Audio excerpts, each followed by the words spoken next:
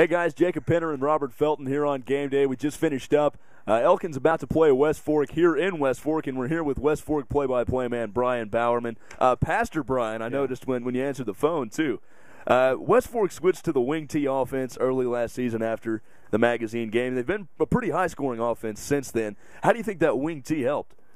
Well, I think the reason they switched to it last year was they had a big front.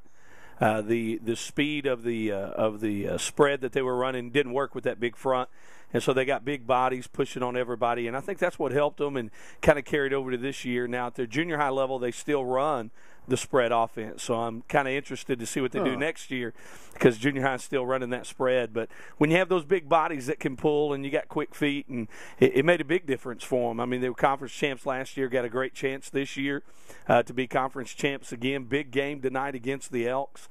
Huge game. They win tonight, they control their own destiny. If they don't win tonight, got to beat Lincoln, who is only one loss in the conference this year. So it's a big game tonight, and Elks are going to throw it all over the field. They got a great receiver, number 85, who can flat go up and catch a football. Will Jarnigan is one of the big names for West Fork. All-State last year as a junior. He's back this year as a senior. What's it like watching him out of the backfield? It's amazing because at any moment he can go out the gate. I mean, any moment it's gone. He can turn it. He turns the corner, he's gone. And it's exciting to watch. It's exciting to call that. But Will is a kid you meet in the hallway of the school, real quiet, laid back, gave up bull riding to be a tailback. So, I mean, that's a great thing about Will Jarnigan. He's not an issue. Yeah, he's one of those Winslow kids. If you know anything about Winslow, Arkansas, they're toughest boot leather out of Winslow. So. West Fork's 5-0 in conference play. What do you think's been the key to that hot start? I think the key is just that defense. You're talking about the Worley kid. Chris Worley is the motor. I know Eli Priest is our vocal leader, but Worley is flat the motor. If he's getting through that line, that defense is successful. Again, that defense, 7 points a game. Is Worley the key? What else besides Worley helps that defense be so good? I think Worley's the key to it, but I think you got the linebacking core. There's some unsung heroes in that linebacking core. You got Brett Ney, pick 6 last week, who ran one back, outside linebacker on the strong side. You got Tanner Andrews, who's just a junior on the weak side, and those linebackers complement what's going on that defensive front with all those guys. It's really unique to watch. It's odd in this era of football to see a team. This is a team out there on the field. And so when one falls, they pick him up and say, we're going to do better next time, and they're always congratulating when something great happens.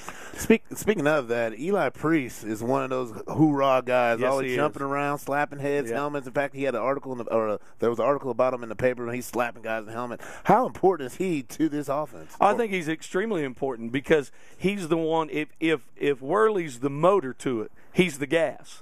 Yeah. And so he's the one keeping the spark plug going and firing on all cylinders. And so Eli, he's another young man. You don't hear a lot from him. And so it's unique to see what he does on the field, and, man, he will flat lay the wood to you. Yeah, that's the other thing about this defense, man.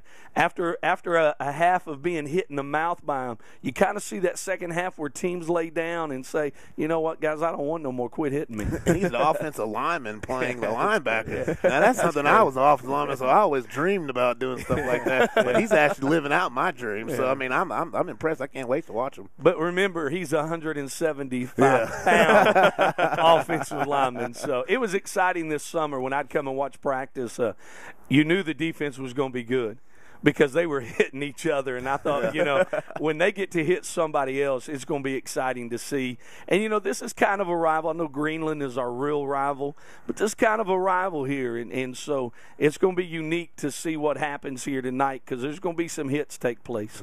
Tonight's senior night, so it's the last time the boys are going to be here in West Fork. But they've still got next week and the playoffs to look forward to. How far do you think these guys can go into the playoffs? I think they can go as far as till we have to start playing those teams a little bit south of us. That's a unique conference down there. I think they can make it to the semis again this year. I think some things have to fall their way. I hope this isn't the last time they play here. I hope we get a home playoff game. I want to say that. I don't want this to be their last home game. We'd like to see them again, but I really do. The talent level, last year Rivercrest knocked us out of a chance to play for a state title in football. Then we play them in the state for basketball, and they beat us. So as long as we don't have to face Rivercrest, that has our number, I think we can go a long way in the. Can I get a score prediction out of you tonight? Tonight. Cardinals 3, Rangers nothing. No,